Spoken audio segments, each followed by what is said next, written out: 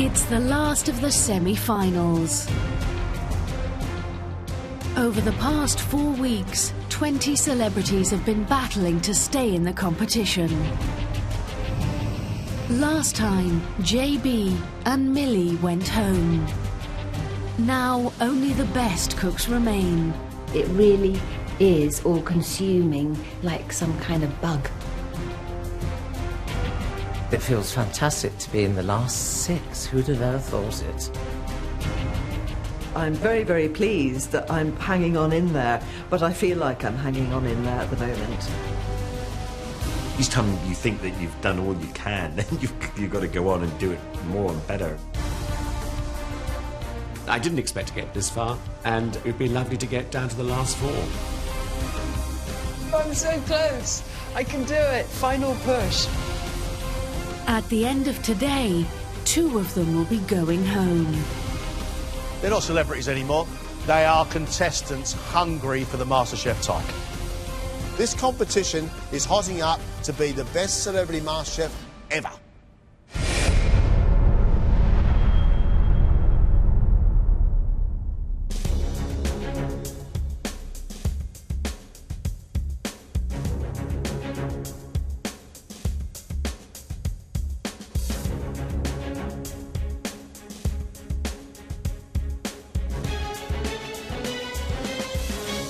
Welcome you 6 to the last semi-final. Your first test is going to be an invention test. This is an invention test like no other. Because this is a relay invention test. What's that? Relay? Invention test. Oh. You are going to have an hour to create a dish, but you're going to be doing it as a team. Jodie, Biggins, Charlie, one team. Amanda, Sophie and Wayne, the other team. Each of you will be cooking for 20 minutes and then handing over to the next person. During that process, there will be no conferring. You will not be allowed to talk to each other. Wow. You will have to work out from what is on the bench in front of you when you walk through that door what the dish is meant to be. OK, each team, please, now make a decision. Who's going to invent the dish? Who's going to be the workhorse? And who's going to finish it off? I think you should go first. I think Charlie should do the body, and I think I should finish it. Okay, yeah, you go for it. Do you want me to? Yeah, fine. I don't mind either. OK, who's going first? Biggins, you're going first, and Amanda, you're going first. OK, decision made. Team leader stays here. The other 4 of you, off you go. Good luck. Good luck, guys. Have fun. Enjoy it. Have fun. OK, you two have got a task in front of you. You have 20 minutes to start the dish. Off you go. Amanda and Biggins now have to decide what their team's dish will be. They can choose from a range of ingredients including chicken, black pudding, pancetta, vermicelli noodles, a wide range of vegetables, dried and fresh fruit, as well as herbs and spices. You're stealing my chicken.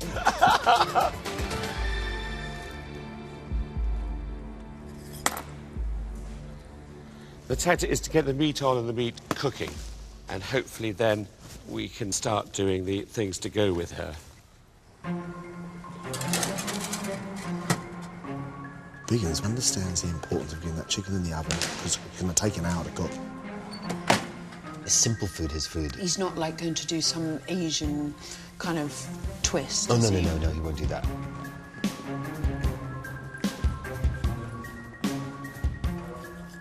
I want to do something spicy with the chicken, OK? So that's what I'm just going to put in place for them.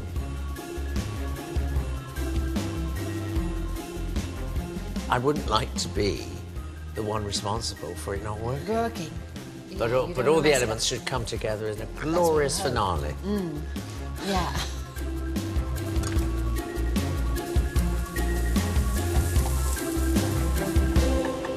Amanda, what are you making? I am going to set the footprint for a spicy chicken in stock, which hopefully they will turn into a broth of some kind and be inspired up there. You're not quite sure what the dish is going to turn into, so tell me what you're doing. OK, well, I've made a paste of ginger and spices and garlic. And what do you hope they continue to do with it? I hope they can turn it into a nice noodly kind of broth with ginger and chicken. Do you think they'll easily be able to follow this? Judging by the look on your face, no. Amanda is making a kind of Asian paste to cook the chicken in. She's hoping that who comes next is going to turn it into a broth with noodles. Wayne Sleep comes next, obviously a complete expert in the flavours and tastes of Asia. And the noodles are still here on the bench, so how is he going to know that the noodles need to go on the broth? My worst nightmare would be that I don't quite understand what she's been getting at. It could all be very mysterious, but I don't think she'd do that to me, would she? We'll see.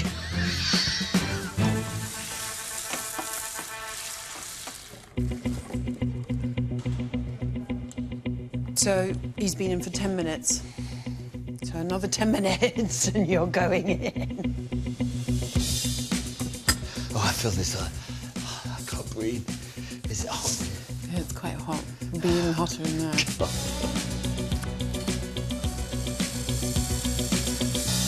Biggins, big day? Yes.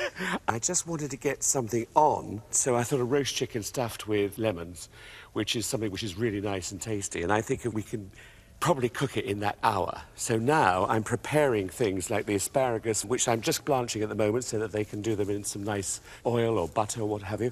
I'm going to prepare some potatoes, and then we can have some nice wilted spinach, and then we can perhaps do some tomatoes, like roast them perhaps if they feel like it. That's up to my fellow friends. You aren't actually starting off a dish, you're just giving them bits and pieces Exactly. for which them to create the dish. Yes. Is that right? That is absolutely right, John. So you're starting off and then the evolution's going to happen later on? Hopefully, yes. I hope they look in the oven to see there's a chicken in there. Biggins has started off with the roast chicken, peeled some potatoes, cooked some asparagus, and then now he's trying to work out how to leave that message for the next person to come along. I think that's really sensible. So if you were following Biggins, what would you do then? For me, the one thing you've got to do is make a sauce. You have just 3 minutes to change over. Having been with Biggins from the very beginning, I know that he cooks quite simple dishes, but very tasty. And I'm hoping that he's going to start some dish that's simple.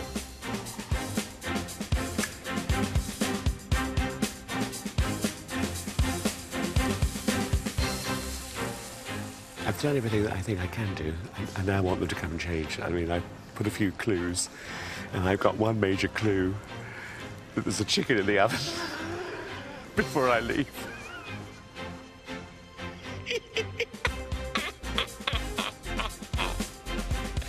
I think I've gone mad. OK, guys, let's change over, please.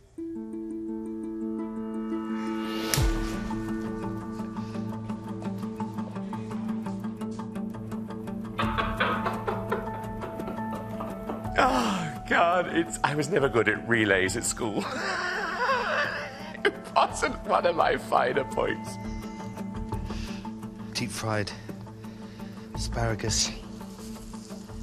Is that it? It was very tricky. I didn't leave enough of a fingerprint trail for Wayne to carry on. I should have made it simpler. Coconut cream. I haven't got a clue. Oh, breadcrumbs. Ah, of course. Oh, a roast chicken. Oh, fabulous. OK. Oh, we can't. Can we do roasties? I'll do them really small. 20 minutes. I've gone blank. OK, so he's got the roast chicken on. So he's peeled some potatoes. Do we need to do a little gravy for it or... yes, the gravy for here. So he's got these to do a sauce. and stock, chicken stock, so let's get that on. It will be very interesting to see if my two friends can actually be on my wavelength and see where I'm going with this. I think it's great that Charlie is in the middle, because Charlie will be able to finalise the things in my mind. Let's just hope the bloody chicken cooks.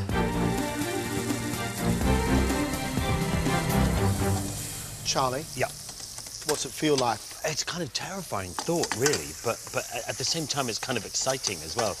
I must say, when I first walked out the door, I just thought this is going to be a tough one. But then I love the breadcrumbs. That's just wonderful, to the roast chicken, and I love roasts. So I'm delighted about that. I'm hoping that's going to be ready within the hour. But you don't need to worry about that, do you? Because no, that's Jodie's. That's Jodie's thing. Oh, yeah. Of course. Yeah, who cares? But then I saw this looks like black pudding, and I was thinking, oh, maybe we could just get some little black pudding going and have that on the side with the chicken. It's not so bad. Is there enough time to make a good sauce? Yeah, I think so. I mean, with a bit of luck, it'll come up okay. You know, sometimes it does need a bit of time, doesn't it? Charlie's playing to his strengths. We know he makes a great sauce. Here's additive to the dish. Here's a little bit. It's black pudding. And now he's going to do is leave the rest of the stuff for Jodie to finish off.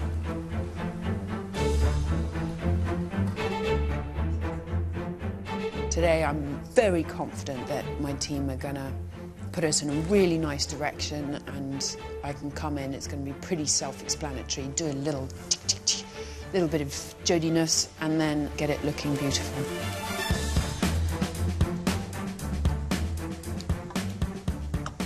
Oh, that's ginger. That's the main dish. Ah, now I've got to do something to go with it. Like a vegetable or something. Right, what am I going to do? I'm going to do some potatoes.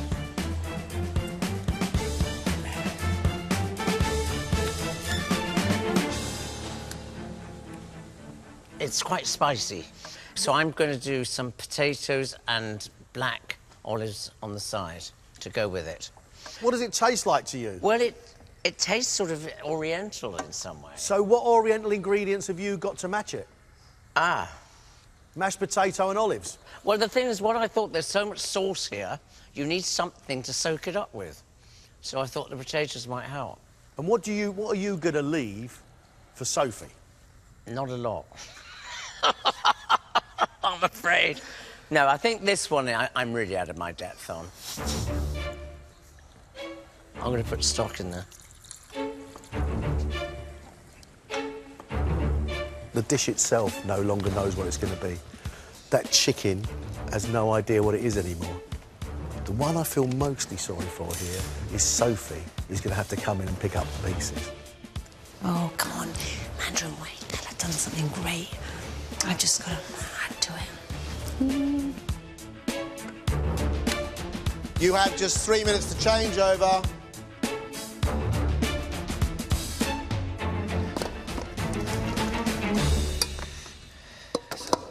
Okay, so we'll leave those there by the deep fat fryer. Gravy's on, so hopefully that'll taste nice. And then I'm just asked her to just leave this here for a bit of black pudding. So hopefully she'll see that and she'll see the veg. And then we're there. This dish looks like a stew, so I've thickened it up with gravy. Then I put potatoes on because you need something to soak up all this liquid. She can see that olives are going in the potatoes and the olives are there. I think these go in here as well. Shall I, shan't I? OK, change over time, let's go. OK. Follow the crumbs. Oh, OK, got it. Follow the crumbs. Chicken.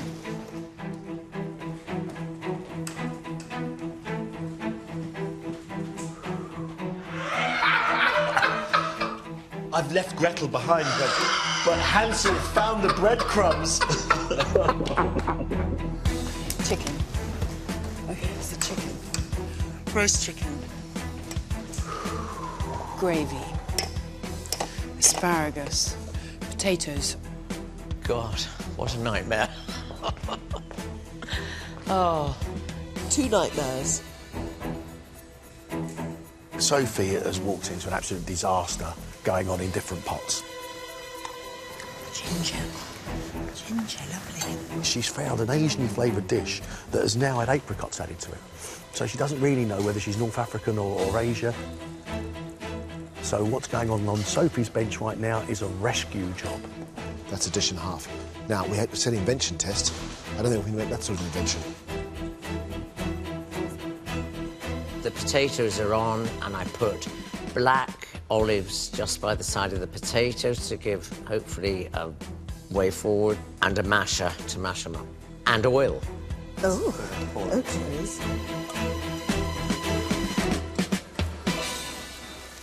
Sophie, Yes. tell me what it is you think you found here cooking.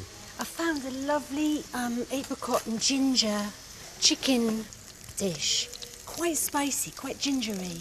And we've got some potatoes going there, and I thought maybe that Wayne was thinking mash, and as I came in I thought, well, mash might be a bit... So I took them off, and I'm thinking I'll herb them up a bit. Where do you think it's going to end up? I think we'll have an Asian fruity chicken stew. One of the classics. Yeah, it's one of my faves.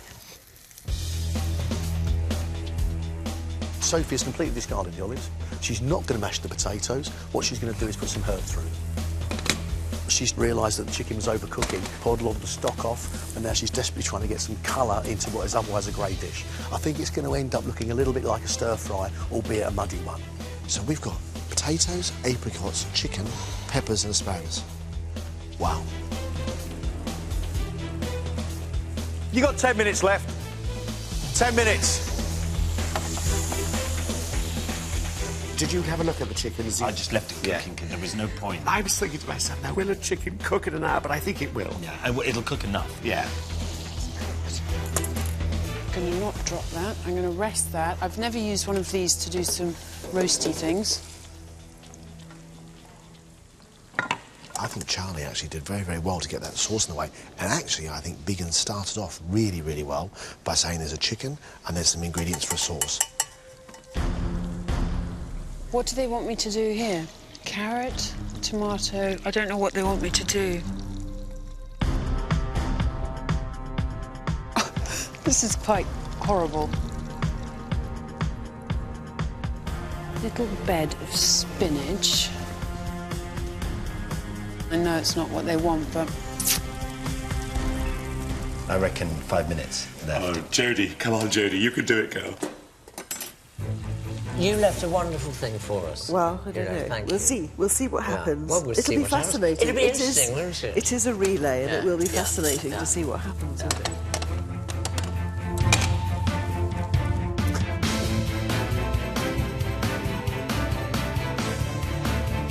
2 minutes left. Plate it up, please.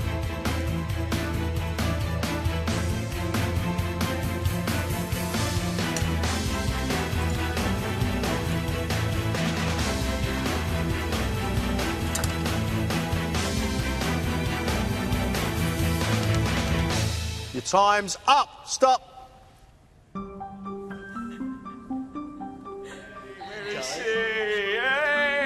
What are you shaking your head? Because you left me something and I couldn't get it. That's perfect. Is that kind of... So That's I did exactly it on what a we bed did. of spinach. Yeah, the black pudding with the roasties. That's good. That looks very spinach. pretty. Spinach is a brilliant idea. Yeah. What did you do, darling? Because you had apricots in it, babe. So I thought, hang on, that I sometimes make a thing called a tagine, which is like a sort of... tagine, So I... yeah. Ooh. Greg was up this end of the kitchen most of the day. Can I ask what you cooked for us? It's a tagine with asparagus and roasted pepper and a side of herbed potatoes with potatoes. onion seeds, wasn't it? Amanda put lovely Asian spices around this and then expected Wayne to come along, add the stock and add noodles. As it was, he went off and started making olive mashed potato and added apricots to your dish. Sophie came in and looked about as confused as a lady in a round room told to stand in the corner. Right, coming in.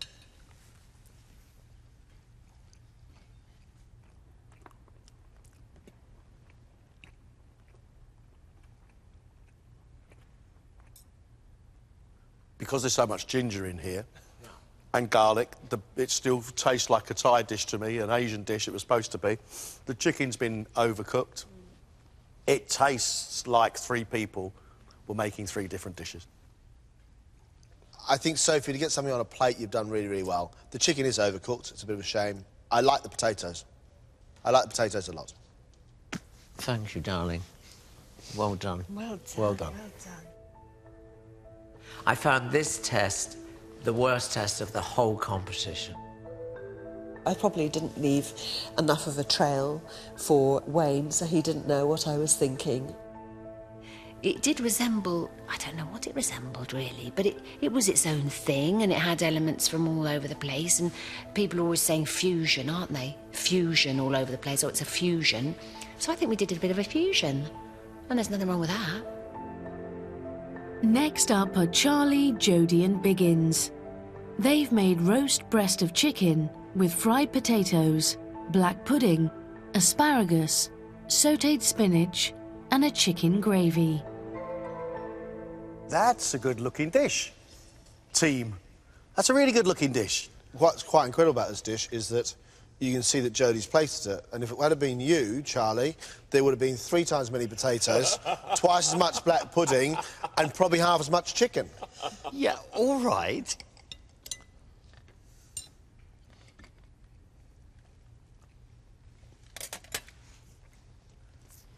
You've made a Sunday roast with black pudding. It's very nice. You've got moist chicken with a seasoned crispy skin, crispy potatoes, a really lovely, quite deep gravy, and that lovely, deep, spicy flavour of the black pudding's a perfect match for the whole lot. I'm really impressed with the way you worked, not just how you cooked, but the way you worked in relays. I think it was brilliant. Absolutely brilliant. Thank you. Well done. Thank you. I love the flavours of the sauce, the chicken and the spinach, the roast potatoes. I think the addition of the black pudding is brilliant because it tastes like it's chicken with stuffing. Yes. It becomes really comforting and really warm. I think it's presented very, very well. I'd say to you 3, congratulations. Oh, well done, guys. Yes. Today's challenge was unique, was absolutely wonderful, and I think it went very, very well for our team. And I'm really pleased about that because I think we worked together as a team, and that showed. We chose very well today. And looking in hindsight, we ended up being quite a strong team. So, loved that. Really, really pleased with the dish. They did an amazing foundation, so I couldn't really go wrong. But it was great, and they really liked it. Yay! What a brilliant test, what a fascinating test. This really goes to show how important planning and preparation is to making a great dish. And if they remember that, it'll hold them in good stead for what comes next. Next up, it's afternoon tea. That's as complicated as it gets.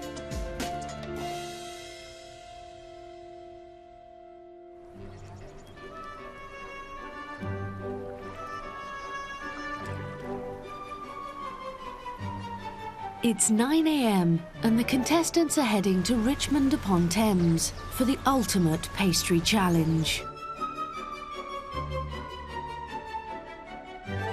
Afternoon tea was originated by the lifelong friend of Queen Victoria, Anna Maria Russell, the Duchess of Bedford.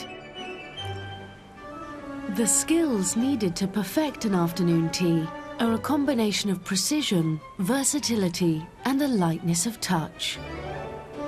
Today's task, my initial reaction is to throw up, basically. Afternoon tea fills you with horror. And I can probably speak for all of us that it's not a strong point. I'm just going to dig out from the depths of my soul some refinement.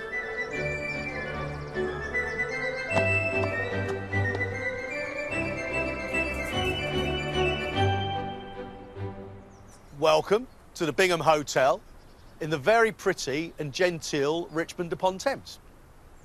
We have invited leading members of the WI and the Mayor of Richmond.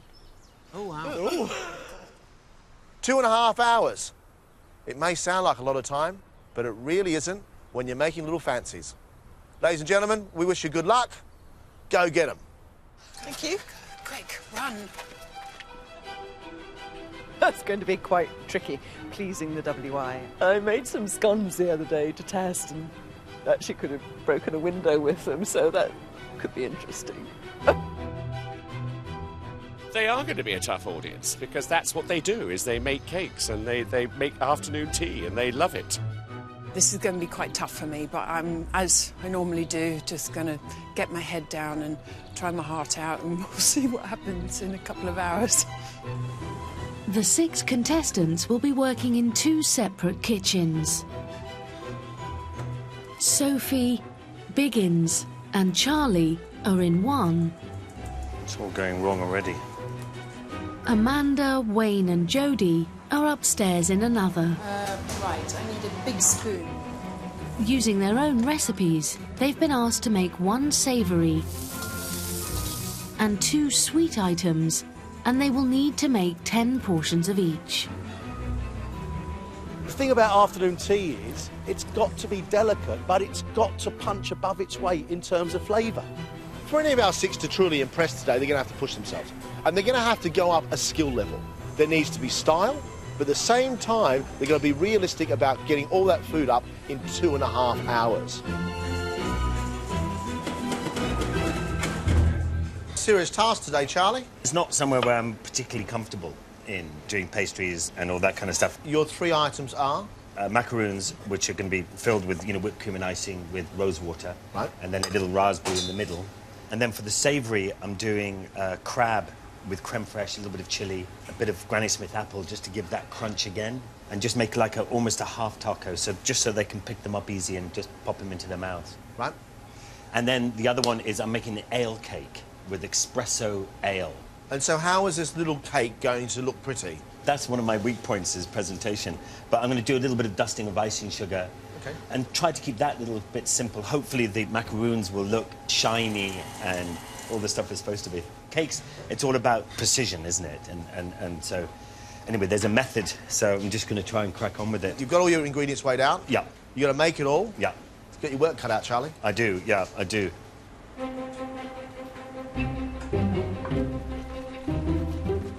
Charlie's really surprised me with his ideas because we know Charlie's a big, gutsy cook, and we have got 3 really dainty little dishes.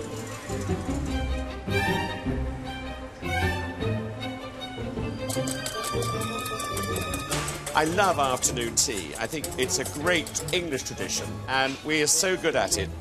The very first thing my great Auntie Vi taught me was to make cakes. So Victoria sponge was the very first thing I ever cooked as a child. I think I was about 8 years old.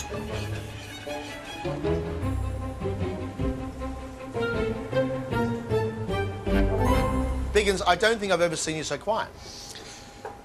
It's pressure, time, and 3 important dishes to prepare for the WI. This is their main hobby in life, so we've got to get it right. So what are the 3 things you're doing? So I'm doing a flourless tart with almond and baking that with a pear, which I poached on top. I'm now starting on my walnut cake, a coffee and walnut cake. Then I'm going to go on to my cheese scones. What do you think's the hardest thing about today?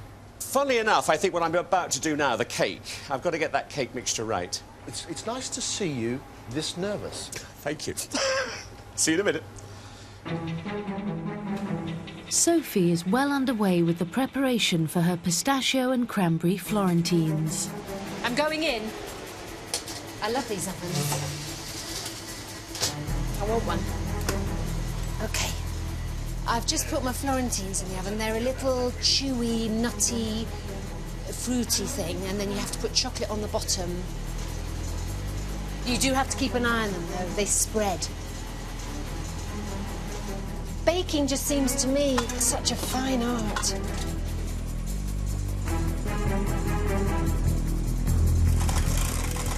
Sophie, afternoon tea, something you're used to doing? No. But you must have been to a few, tea parties, mustn't you? I don't know if I have.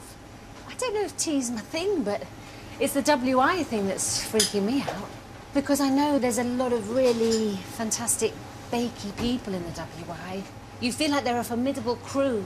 So what 3 dishes, what are you doing? I'm going to do a Florentine, Yep. or Florentine. Macaroon kisses, a little sandwich macaroons with raspberries, and I'm going to do a savoury tart so it's got bacon and a little egg on the side. This tea time thing, it's something to be reckoned with, and I really take my hat off to people who do all that. Well, you're about to do it. Well, I'm going to... So I take my hat off to you. Good luck, Soph. All right, darling. Thank you, Mr. T. Better get on. Sophie is looking a little bit like a rabbit in the headlights. She's confident in her dishes, but she's so concerned about feeding the ladies from WI, she's frightening herself, and that could be her undoing. Well, it's broken, that one. Maybe I could patch it up with this one, the other broken one.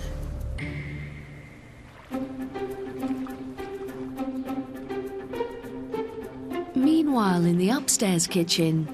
Baking powder, almond mix, in a big bowl, cracked eggs, white.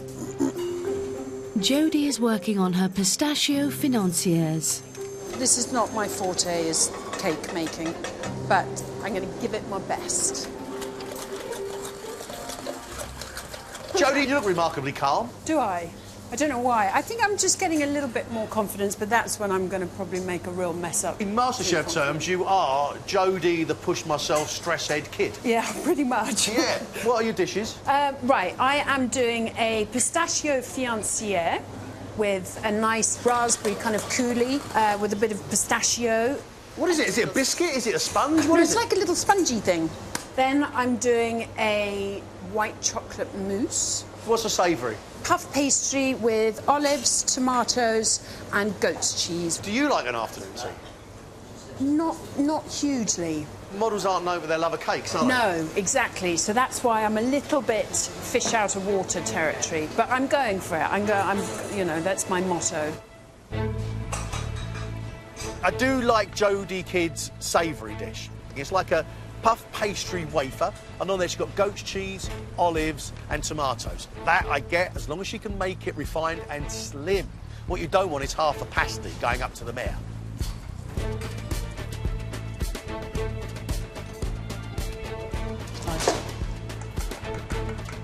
Sweets have to be quite precise, really, just to get the right consistency and not too greasy.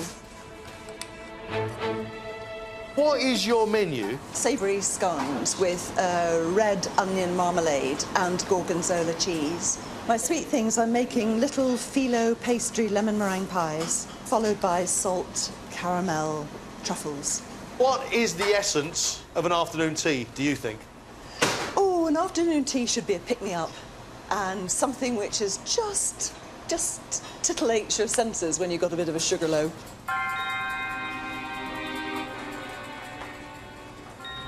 There's one of Amanda's dishes that bothers me. It's a lemon meringue with phyllo pastry. Now, that sounds a little greasy to me. I don't want to see the mayor wiping her fingers on her ceremonials, you know what I'm saying? Wayne is making a start on his raspberry jam to go with his scones. This is what takes up all the time, weighing everything out. I was brought up with pounds and ounces, thank you very much, and I've suddenly got to go to grams, and I don't even know the sign for it. So I've got it to a G. I can just about see it. We've got all day at home. I mean, everybody probably think this is a cinch. We've got 2.5 hours to produce 30 cakes each, so there we are. Wayne, you've got pages and pages of notes there. Yeah, I have, but I've got tons and tons to do. I've got to do 3 different dishes, and I've got to do 10 of each. That's the problem. What are you going to feed our lady mayor? I'm going to feed her vol au vents with chicken, chives, and quail's eggs. Wow. Then I'm going to do tropical custard in little cases with a strawberry jelly on top. All right. And Then I'm doing scones with jam and cream. I am proud you're pushing yourself. I'm also nervous of your timing. I won't get it done in time. Well, there's optimism for you, Wayne. Yeah, well, I'm sorry. If I just think that, I can take my time, get it done, and that'll be that. You're the only person I know to look on defeatism as something positive. Oh, thank you very much. Wayne's sleep, I don't know whether to be fearful or just love him, because the ambition, I mean, this is pushing it to the absolute limit. With their first hour gone, the contestants have just 90 minutes before service begins. I think I'm about 20 minutes behind at the moment, but who knows? Back downstairs, Biggins has finished his pear and almond tarts. Those look amazing. Wow, beautiful. And is already putting the finishing touches to his coffee and walnut cake. I think my cream is a bit thin. I just need to decorate it with some walnuts. There's a nice colour. Meanwhile, Sophie and Charlie are both working on their macaroons. This is supposed to be my macaroon mix. Very pink, isn't it? Sophie and I are both doing macaroons, but both of us have different cooking times. And that kind of worries me, that hers is longer than mine, and I'm not sure. This is not soft enough, this. See the peaks, the nipples? They're not going down, the nipples. But I'm too scared to do it again.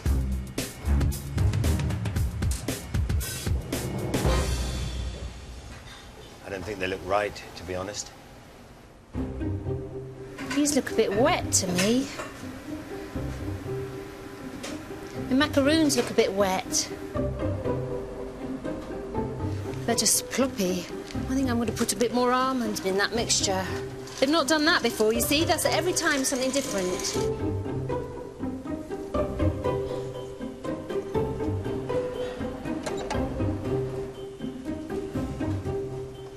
They look lovely, Dad. Oh, they look a funny colour. They're supposed to have a really nice sheen to them, which they don't. And they're not supposed to have these little nipples here, which they do. So I don't know where the colour went. They're quite pink in the bag. And they've just gone a bit, not pink. Oh, they look better. They look better, don't they? Yeah. But a bit better. They're still different, Charlie. I know. I'm not going to risk doing another set. I'm just going to back off and let them. I'm not going to try again. They're quite emotional, aren't they? Someone told me once it took them almost 100 times to get it Really? right. Flipping hell. Almost 100 3, times. 6, 9, 12. Well, they're going in now, this first lot.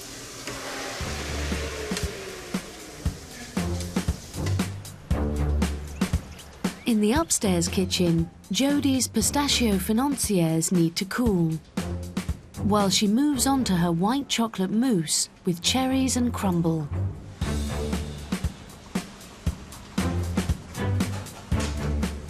Crumble looks all right, yes. It was put in for exactly the right amount of time, but in a different oven, and I think that one kind of nuked them a little bit, but anyway, there we go.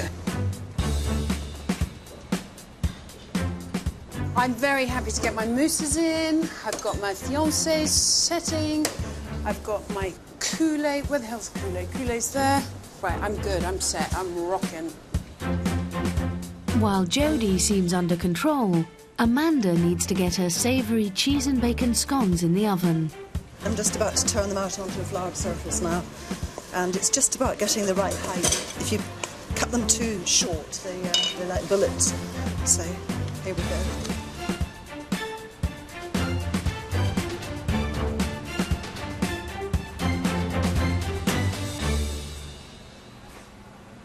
How are we getting on, Amanda? Yes, I'm good, thank you, John. OK, scones, where you at? Just pop those in the oven. Right. Made the red onion marmalade, made the lemon curd, and then I've just got to whip up the meringues now. So I'm literally moving on to the phyllo tarts now. OK, so you're feeling quite confident? Yeah, absolutely enjoying it. It's grand. Good. Despite being almost 2 hours into prep, Wayne is yet to complete anything. He's only just starting on the filling for his chicken vol au vents.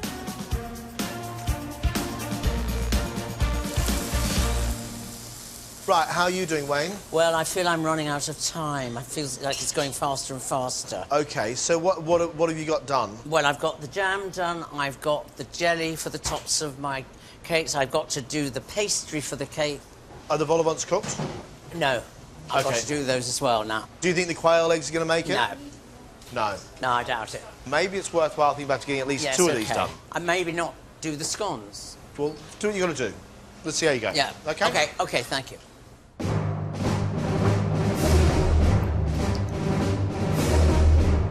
It's 2 o'clock and the guests are beginning to arrive.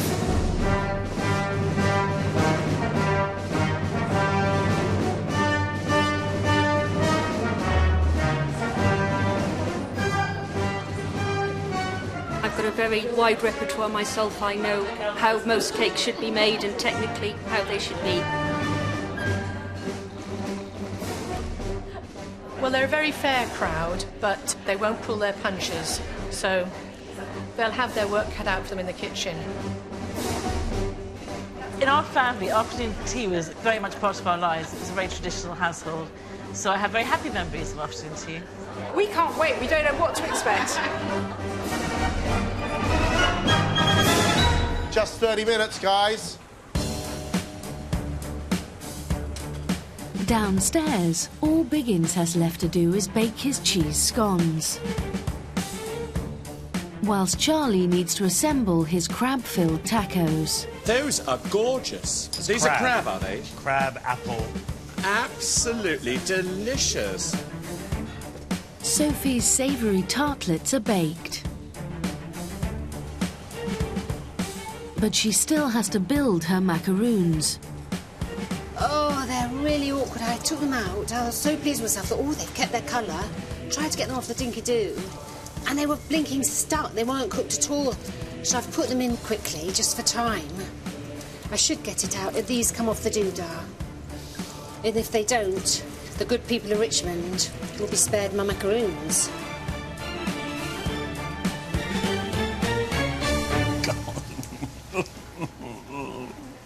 They don't look like they're supposed to. That's just so sad. So they're not coming off this thing. When I decided to do macaroons, I didn't realise that they're supposed to be really, really hard to make, and I didn't really think about that. Well, again, they're a bit... But if I put the mascarpone in, let them cool, they should still taste all right, because it's kind of nice and gooey, this filling. Don't get in a pickle. Disappointed You're doing okay. with them. Okay, well, just keep on going. I hope they'll taste all right. Yes, but I need to. Yeah. But these are the worst I've done, in fact, and I thought some of the ones I'd done before were bad. For something like this, where you really want perfection, you want the very best, then yes, I think I'm going to be a very harsh judge. With 20 minutes to go, Wayne has only just started his fruit tart cases. I think I might have just made 1 or 2 dishes in time, so I'm looking on the bright side of life.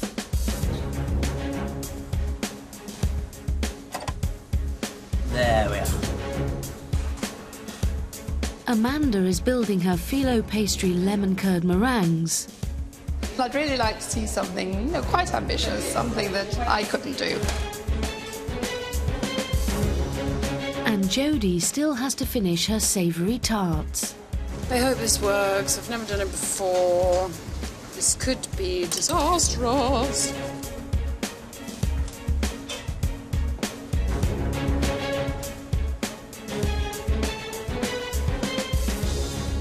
John, if you want to scare yourself, go into the kitchen upstairs and look at those 3 contestants, Jodie, Amanda and Wayne. With 15 minutes to go, if that afternoon tea doesn't look refined and on time, I'm out of here. I'm in a dinghy and I'm gone, mate. I am not going to stand there and face the WI if this thing goes to pot.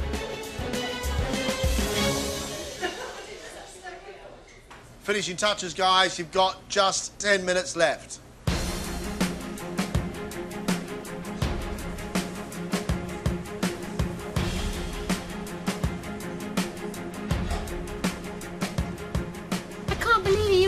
Big. Have you done all your items? Of course I have, darling.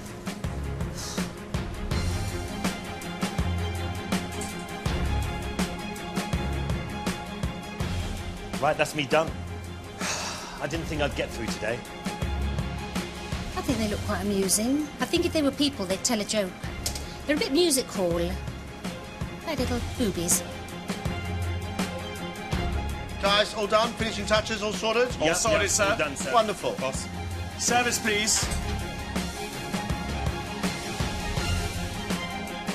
Upstairs, Jodie and Amanda are ready to plate up.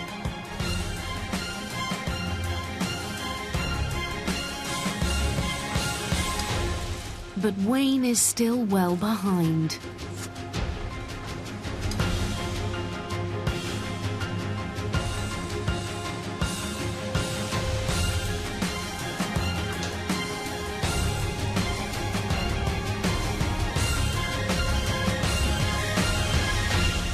Are we ready?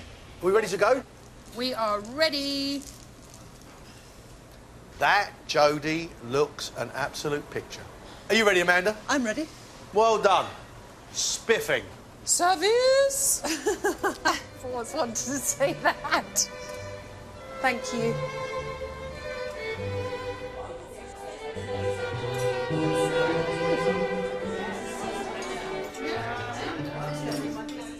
Thank you very much. You're welcome. Wayne, how you getting on? Miserable. Why? Well, I've only managed to get 2 dishes out and I'm already half an hour over time.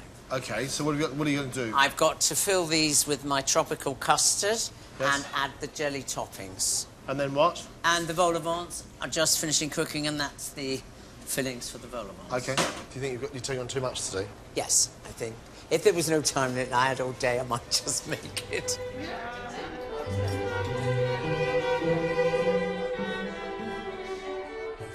Biggins has made coffee and walnut cake,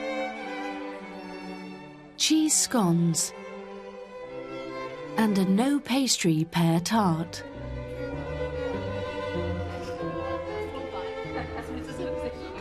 I loved it. I thought it was a great challenge. I hope they were pleased. I mean, I was pleased, and I certainly would have eaten everything there and enjoyed it and paid for it.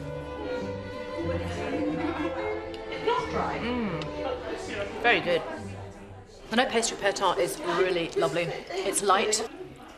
The pear is really nicely cooked in there, and I really like the cream. Quite a large portion. Delicious all the same. The coffee walnut cake looks a little bit ugly, but it was quite nice and moist, and it tasted much nicer than it looked. The cheese scones are nice and light, but I think they're just slightly undercooked.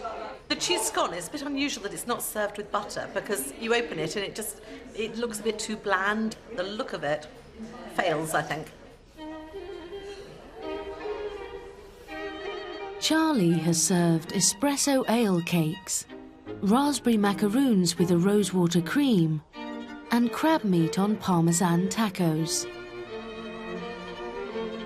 Lovely, thank you. All in all, I think I'm kind of glad it's over. Maybe middle of the road. If I can get middle of the road, not get too many vicious comments, then, you know, it'll be okay. Cheese, lots of melted cheese. This is actually a cheese crisp then, is it? Not an actual taco? No. The crab meat tacos were inspired because it had a bit of paprika, I think, in it, which really brought the flavour of the crab out. I'm going for my macaroon next time. And a surprise raspberry in the middle. That's nice. The macaroons were divine. They were very nice, and to have a little treat of a fresh raspberry in the middle was lovely. The macaroon I thought was absolutely lovely. I mean, technically not quite right because it was too bumpy. It should have been smooth. But flavour-wise, it was brilliant. The ale cake, couldn't taste much ale in it. A bit dry for me. Generally, I think good cooking, but a couple of technical issues more than anything else. Amanda has served phyllo pastry lemon curd meringues, salted caramel chocolate truffles, and cheese and bacon scones with red onion marmalade and gorgonzola. Enjoyed today so much. Yeah, I really did actually. It was great. It was just a hoot. It smells delicious. The bacon scone with the little bits that go with it, I found absolutely delicious. I really like that. Wow, That's phyllo pastry lemon curd meringue. Look at that. That looks really good, doesn't it? The lemon meringue phyllo tart. The lemon is gorgeous, really lovely flavour. The lemon was the absolute star of the show. Delicious. The meringue, I think, could have been a little crunchier on the outside. Not quite cooked enough. The chocolate truffle was too moist and sticky and could have done with being in the freezer. Chocolate truffles for afternoon tea? No. Not what you have for afternoon tea. That looks delicious. Which is this one? Jodie has served a white chocolate mousse with cherries and crumble, pistachio and raspberry financiers, and an olive, goat's cheese and tomato tart. That 2.5 hours is probably the quickest 2.5 hours I've ever had in my whole entire life. I just hope that they all like it because I had a really, really good time doing it. Yep, it's nicely risen. I enjoyed the tart. It's quite heavy. I think it needs to be bite-sized. It was a bit too much, I think, for me. I found the pistachio financier a bit stodgy, a bit sort of not very light at all, I'm afraid. Oh, it's a bit squeezy. Yes, it is, isn't it? Chocolate mousse, very sweet, very difficult to get to the crunchy bit in the bottom, so had it been in a flatter container, that might have been a bit more effective. And quite a shockingly alcoholic cherry. I lead a sheltered life.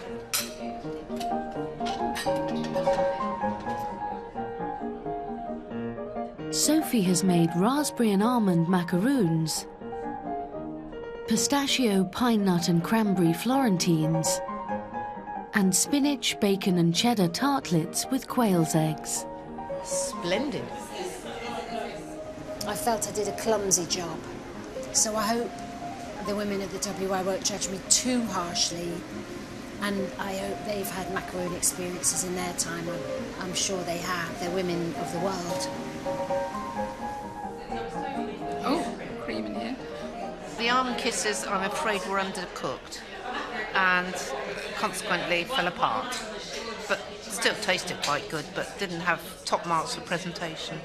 Well, do you know, I really, really enjoyed the raspberry almond kisses.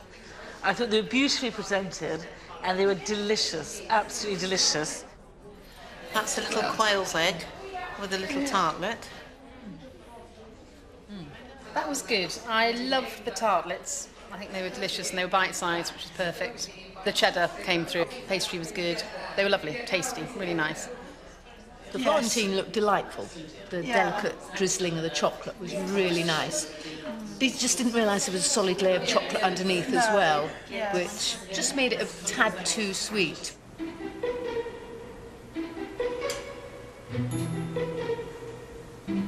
Well done, Wayne. You've done it. You're over 30 minutes late, but you've done it. Sorry I'm late. You could have gone to the pictures. Oh. Two layers only, ladies. We're missing something. Ah, I was very close to in tears about that shambles of a display of mine. And I thought, oh, I could just leave now. But I didn't, and I got them out. Tenacity, staying power, that's what I was born with, and I must never let it go. Wayne has served vol au vents filled with chicken cream and tropical custard tarts with a strawberry jelly top. We're missing the scones. The pastry feels like it might be a little bit solid. I think what they've done is they've overworked it, so it's gone hard. Yeah. But the taste is nice. It's quite flavoursome. The vol au vents look a nice size, but the filling seems to have run down the side. I think you just need to flip. Very tasty. That was nice. The pastry is absolutely perfect. The filling, if you wanted to be just a slightly picky, is a bit runny, but actually, otherwise, the taste overrides everything. It's delicious. Absolutely delicious. Afternoon tea is over. But the contestants now face one more challenge before two of them will be sent home. Aisle 6 did really, really well.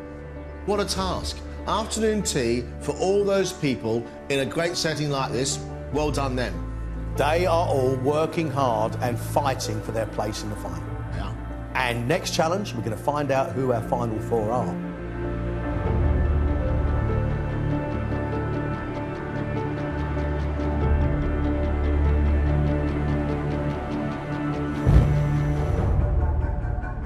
Today is all about going from 6 to 4, and we're all hoping that we're going to be that 4. It would mean a lot to be in the finals, my giddy aunt. I always get a bit emotional when people leave. It'd be marvellous to go down to the last 4.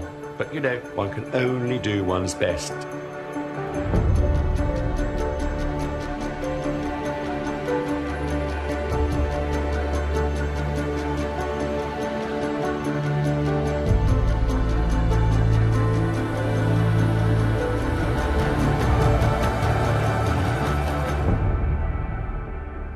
Welcome back. This is the last challenge in the semi-final. We firmly believe that the best food in the world is made not just with technical skill, but with emotion, with heart. That's what we want from you. A dish that you really care about, inspired by somebody that you love. Ladies and gentlemen, one dish, 1 hour and 20 minutes. At the end of this, 4 of you will be finalists and 2 of you will be going home. Good luck. Let's cook.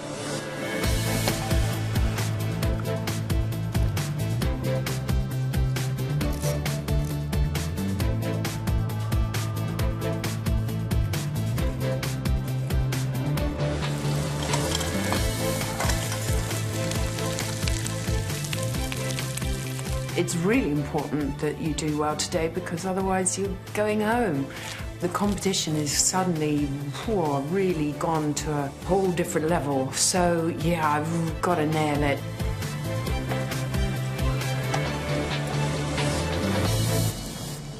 Jodie. Yes. You have a mass of gorgeous ingredients. Yes.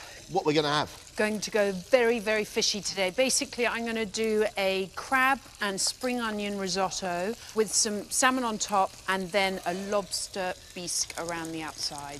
Wow. Wow. It's all for my mum, basically, who's a pescatarian and has always been forcing me my whole life to eat lots of fish. And, of course, I've always been just meat and potatoes and pizzas, as, you know, children are. So this is kind of like an homage to her to say, look, I can do fish and I can do grown up. So hopefully I make her proud. Jodie's pushing herself. She wants to demonstrate skill and style.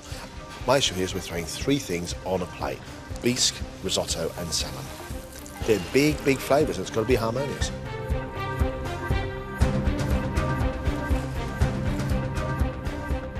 I think I've definitely changed as a cook. I have a better flow with my cooking now, definitely, and I'm really, really enjoying it. I'm loving that.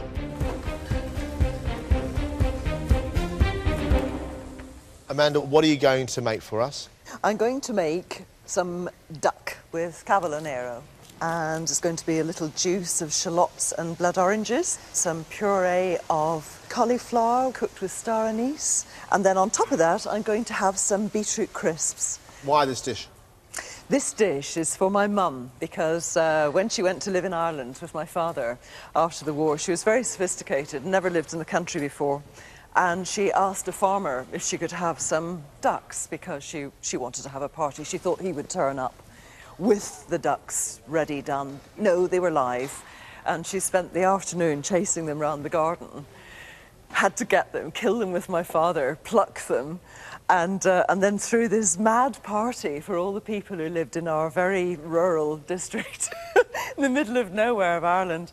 And she served crispy duck. So this is for my mum, who inspired me hugely in my life. Now that's a story. She was very inspirational like that, my mother. Just against all the odds, just keep going and, you know, get on with your life and challenge yourself. So she was an amazing woman, actually, yeah. Amanda's doing a duck dish inspired by her mother and their time in rural Ireland. wonderful. But Amanda is attempting so much, maybe too much. You've had 20 minutes. You've got 1 hour left. 1 hour.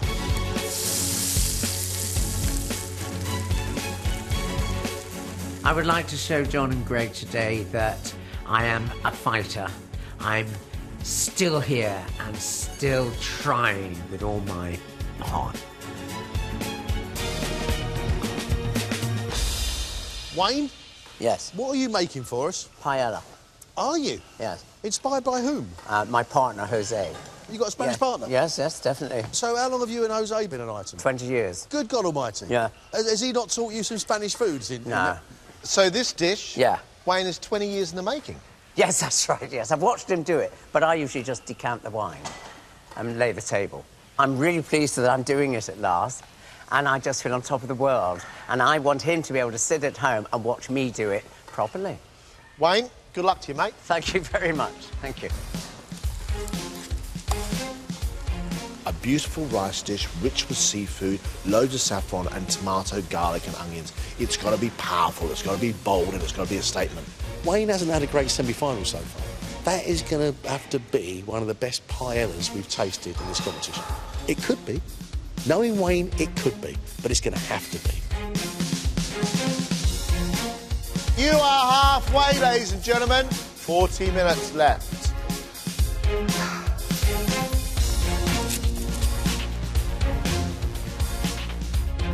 My strategy today is to just try and cook and present the best that I can. That's all you can do. If you put your whole life into it at that moment, then with a bit of luck, it'll come through at the other end, and they might like it.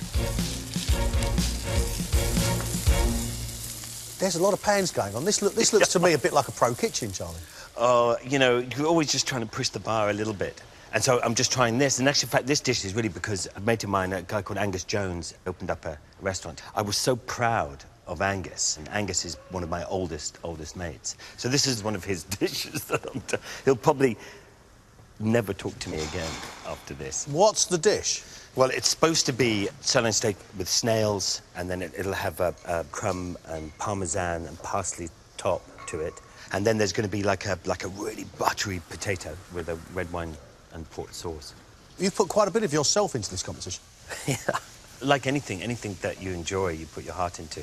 When I'm riding motorbikes or racing dirt bikes or whatever, I get a real adrenaline rush. And when you're doing some pressured stuff like this, you get that same rush. Charlie's really going for it. What he's attempting there is a professional chef's dish. That steak needs to be lovely and moist and well rested. The snails need to melt in your mouth, and that mash has to be wonderful and creamy. You've got just 30 minutes left. 30 minutes between you and a finals place.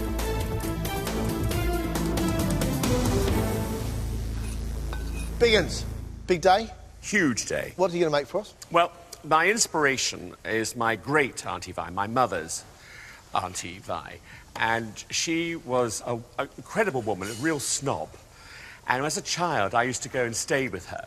And she would teach me how to do all different foods, a trifle, which I'm going to do for you today. So it's Auntie Vi's sherry trifle. She was so inspirational that I come from Wiltshire, all my family, we all talk like that, and she insisted I have elocution lessons. It was because I had elocution lessons that I then was interested in theatre, and it was from there I went to Salisbury Rep and then to Bristol Vic and started my career. So everything is down to Auntie Vi. Biggins, seriously, I love a trifle. Yeah. But is a trifle going to get you into the final? I do.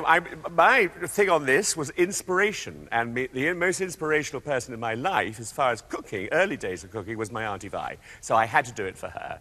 And if that doesn't get me through, then that's fine. But, I mean, it had to be Auntie Vi, because she made me what I am today. Auntie Vi's trifle is not hugely ambitious from Biggins, because you're basically layering up sponge, custard, some fruit and nuts. I mean, it doesn't show a great deal of cookery skill, but we've seen him do simple before and create delicious. So possibly. It is simple, but I think simple is good. I'm just anxious that it's going to set in time. So I am in the lap of the gods today. Because this dish doesn't have many components, you've got to get each one just right. It's the kind of dish you want them to go. I want to lick my plate clean.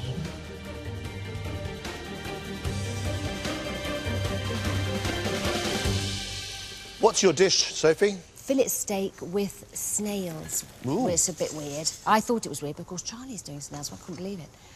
And some horseradish mash and carrots. Where's the dish come from? Well, one weekend, Richard and me took the boys away to this hotel in Cornwall, and we didn't realise it was very snaz, and we didn't realise it was quite so snaz. And we went down the restaurant, and it was quite tense. The menu was like, what are the boys going to eat? Because they were about 6. And I saw steak, and I went, steak, we'll have 4 of those, please. But then I saw it came with snails, and I thought, and they got it, and they went, there's snails on this, Mummy, and that's really bad. And we went, no, it'd be lovely, eat it. And yummy, yummy, lovely. And they ate it, and they loved it. Before that, the waitress, she bought this cup of, like, cappuccino-looking thing, and we said, oh, thank you. And she said, that's mushroom cappuccino. And Walter, who was about 6, he went, oh, that's my favourite. And I just was so proud of him. Snails, steak, horseradish mash and red wine sauce actually speaks to my inner depths. The dish is inspired from a night which was actually quite funny. And if it can be delicious and put a smile on my face, she's done the job. You've got just 15 minutes left, guys. 15 minutes.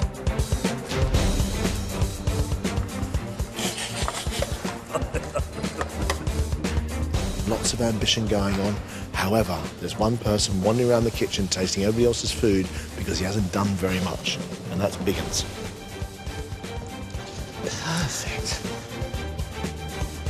It is your 5-minute call. Finishing touches, please.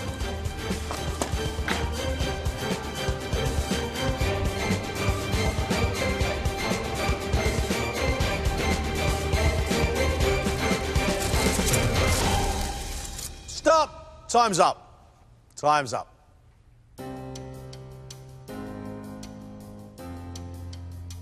Jodie, please.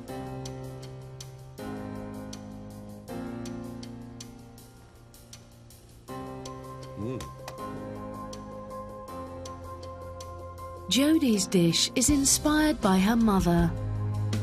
She's cooked pan-roasted salmon fillet on a crab risotto with a lobster bisque. Beautiful colours. Love the look of that bisque.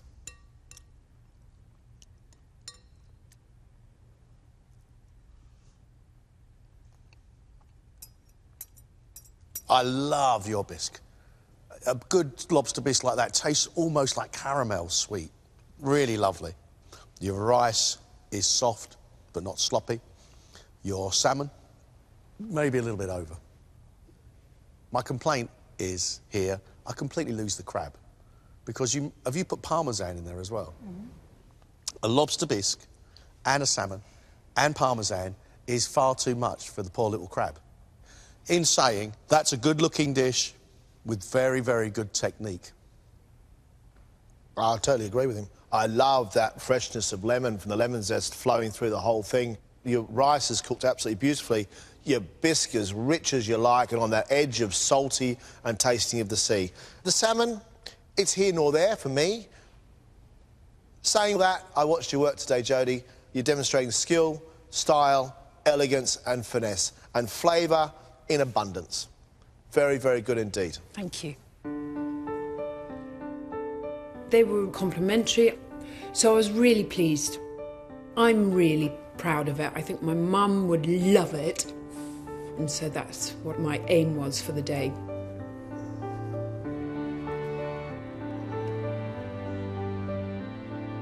Amanda's dish, inspired by her mother's move to rural Ireland, is duck breast, served with cavolo nero, cauliflower puree flavoured with star anise, beetroot crisps, blood orange sauce, and a red wine jus. A huge amount of work, Amanda. Huge amount of work.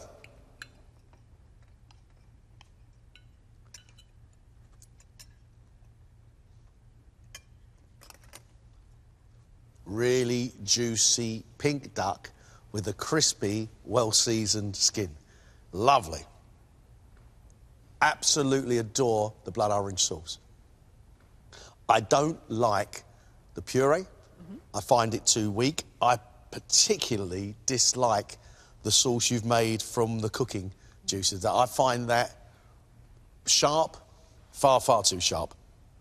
The way I feel about this dish, I have the sort of earthy farmyard that comes with that beautifully cooked duck, the rich smokiness that comes from your cauliflower, and then that real earthiness that comes from your cavolo nero. I think that's a lovely, lovely combination.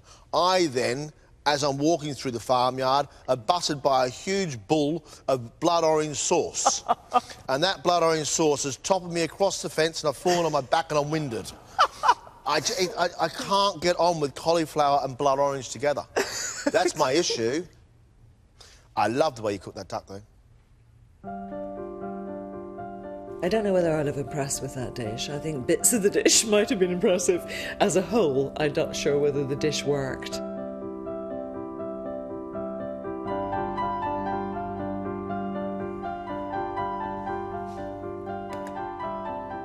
Charlie's dish, inspired by his close friend Angus, is sirloin steak topped with a snail persillade, breadcrumbs, parsley and parmesan, with scorched onions, parsley puree, buttery potato puree, and a red wine and port sauce.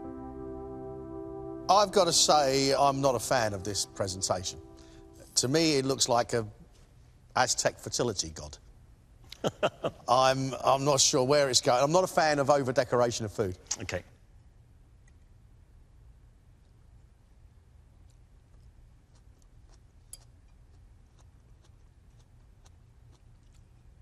I love the steak, beautifully cooked, topped with salty parmesan and rich but slippery snails, all with that onion and red wine. Your red wine sauce is as shiny and sweet and sumptuous as you like, with that creamy, buttery, perfectly made mashed potato. I love the bitter, burnished onions on the side and the little bits of parsley puree. Charlie, that's the best thing you've cooked in the competition. Wow. Beautifully cooked steak, really lovely buttery potato, really good, sweet, deep sauce. I also like the crunch of the onion. I love the sweetness of the snails. That's proper big boy grown-up cooking. Thanks, Charlie. Thank you very much. OK. Greg didn't particularly like the presentation. I thought, oh, here we go. And they really liked it. And, God, the relief. I almost felt like crying.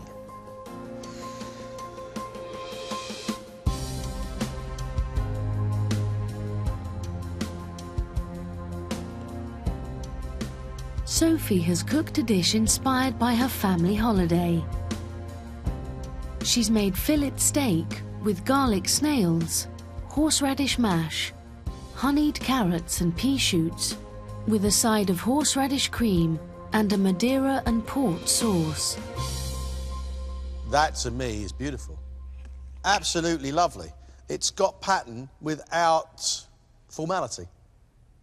You have succeeded in actually capturing your own style of presentation. I think it's really good.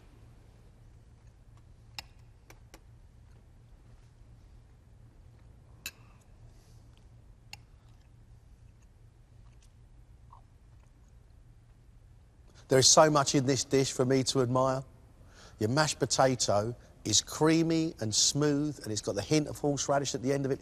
Your steak is brilliantly cooked, your snails have just the right texture, and they smack of garlic. I love the whole lot. Your colours are vibrant and everything on there is cooked really, really well. Love the sheen of the sauce. Love the slipperiness of those snails with all the garlic and all the onions. Your potatoes lovely with horseradish running through it and really tasty. Your carrots are buttery and rich. Your sauce, as beautiful as it looks, is too sweet for me. Yeah. Too sweet again. Thank you. Thank you. Thank you. It's funny how emotional you feel. I don't know, it must be just because it's such a fundamental thing, food. And there's something about John and Greg, when they like it, their approval suddenly becomes immense.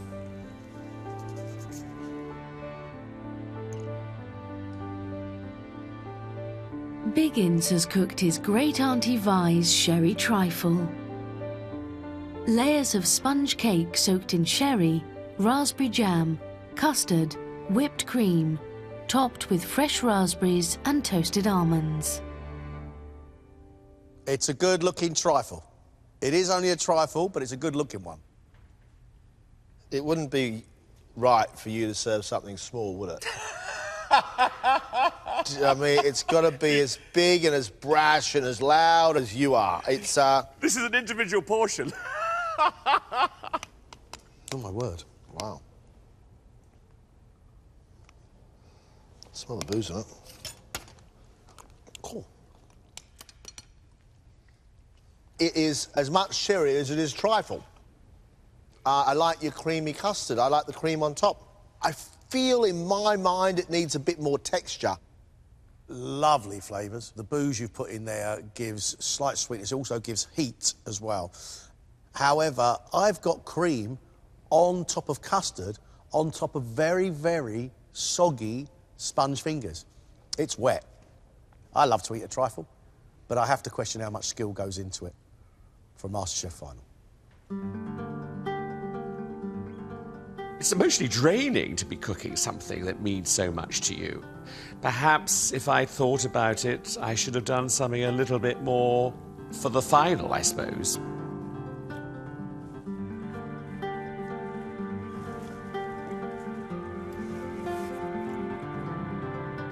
Wayne's dish is inspired by his partner, Jose. He's made a seafood paella with prawns, mussels, clams, squid and cod. I think it just looks great. I think it looks opulent, it's vibrant with the colours of saffron, it's rich with seafood, the mussels are open. I just hope it's all cooked really well. So do I.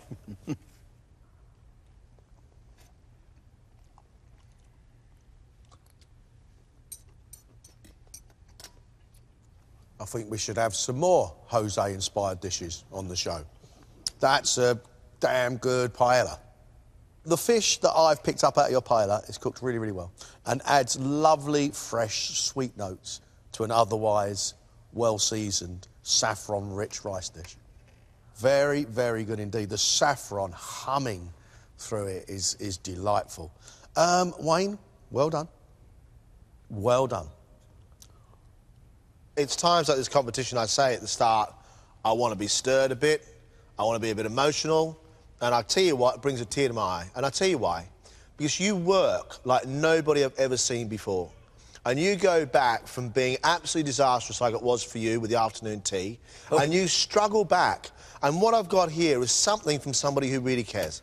That, Mr. Sleep, is delicious. Oh, thank you. It's really quite accomplished. Whew. I'm in shock and happy and, you know, yeah, very emotional, actually.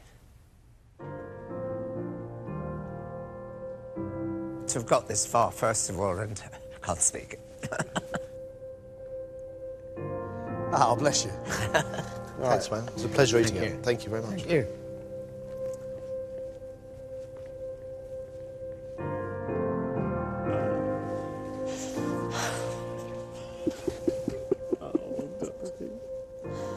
I was very nervous about cooking this dish today, and to cook it because I love Jose put extra into my achievement and my ability, I think.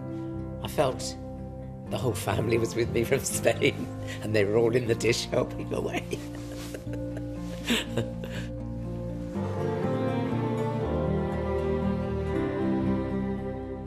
Lovely people with a fair amount of cookery skill. And it's been an absolute joy. I've loved it, and that's the truth. Right, to the serious point in hand. You've done your bit. We now actually have a tough job. We'll call you back in when we're ready. Thank you very much, ladies and gentlemen. Thank you.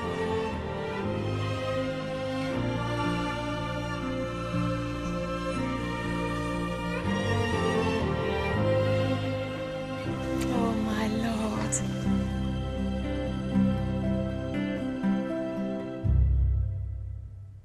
I like these guys, and it's been a great competition. But it's about the food. There were some ups and downs. Two of them today, I think, cooked absolutely beautifully. A couple of them, some mistakes, and for me, one person is definitely going home. I am very disappointed with Biggins. I don't think going for a final you can do a trifle. And if you do a trifle, it better be a very good one. It was more of a bowl of warm custard with whipped cream on top and sherry. And I love a bowl of custard, don't get me wrong. But at this stage of the competition, I don't believe it is enough. It was very important for me to do that trifle today somehow. However, I don't think on the overall part of it, it was enough for the boys. Charlie had a good round. You and I both loved his adventure. I didn't like his presentation, but there was no arguing with the flavour combinations. It was a grown-up plate of food. I don't care about his presentation today because I thought his food was delicious. Sophie frustrated me today in that her dish was the best-looking dish in the room. The mash was lovely, the steak was lovely, the snails with the garlic was lovely. Everything was wonderful, but her sauce was too sweet. But I've got to say, her cooking today was sound, and with a little bit more nurturing, I think we can see a starlet in the making from Sophie. Jodie's a good cook, and I think she showed her ability and her skill today, but she overdid the flavours. You can't have a crab risotto that doesn't taste of crab. Saying that, it was a very, very good dish. And you know as well as I do, a spoon and you would have finished the whole thing off. There's something about Wayne that throughout this competition, there have been ups and downs, and there have been massive downs and massive ups. I loved that paella. I absolutely loved it. Each individual item of seafood was cooked beautifully. And you could taste it. He did it for a reason today, and that was because he wanted to impress his partner. And I tell you what, he impressed me and you, and I'm sure that Jose will be proud of him. Amanda has shown cookery skill, but she's shown an inability to match flavours. Amanda's duck was cooked beautifully. I like the caballonera underneath, and I love the spiciness of that cauliflower. But orange and cauliflower doesn't work in my mind, and that bitter, sharp sauce was made from the cooking juice of the duck was not pleasant with the rest of it. For me as a dish, it clashed. The issue is, we've got 4 places in the final. Biggins has gone. Yep. And for me now, it's either Wayne or Amanda. Yeah, I agree. For me, it's win-win. If I stay, fantastic. And if I go home today, I'll just be really proud that I got so far. Gosh, if I could stay a few more days, I'd be over the moon. It would teach me that you can go out there, and if you really put your mind to something, you might be very surprised what happens.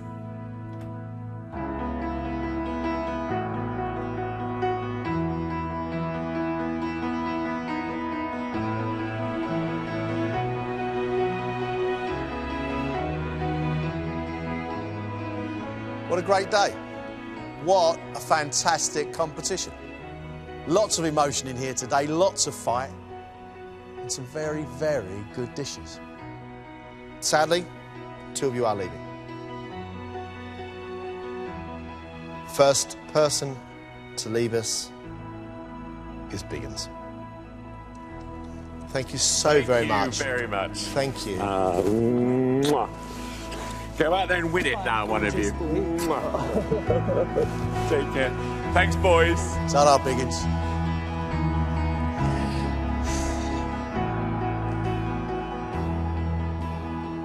It's been a blast. It really has been such great, great fun. One's learnt so much. One's made a lot of new friends. It has been the most wonderful experience ever, and I wouldn't have missed it for the world. The second person leaving us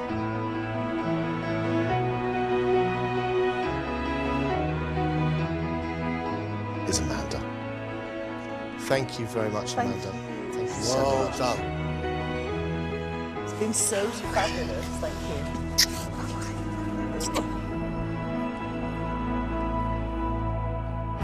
I'm really chuffed to have got so far.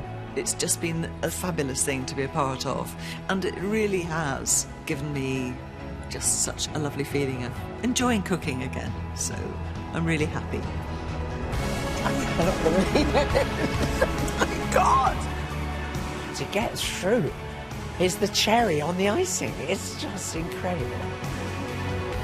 You know, there's that joy and then there's that whole kind of realisation of, oh my gosh, I don't have any recipes left inside me. So, you know, it's back to the drawing board. Just gobsmacked. Totally, totally delighted. It's ridiculous, Final Four. I think my boys will be proud, but they'll also be like, she'll be back in that kitchen, tearing the hair out.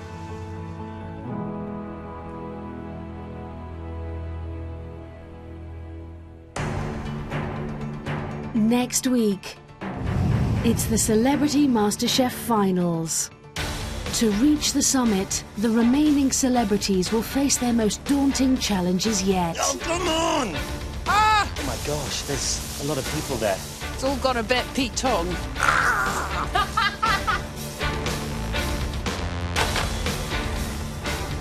I be glad when this is... This is a savagely unappealing plate of food. At the end, only one of them can become Celebrity MasterChef champion.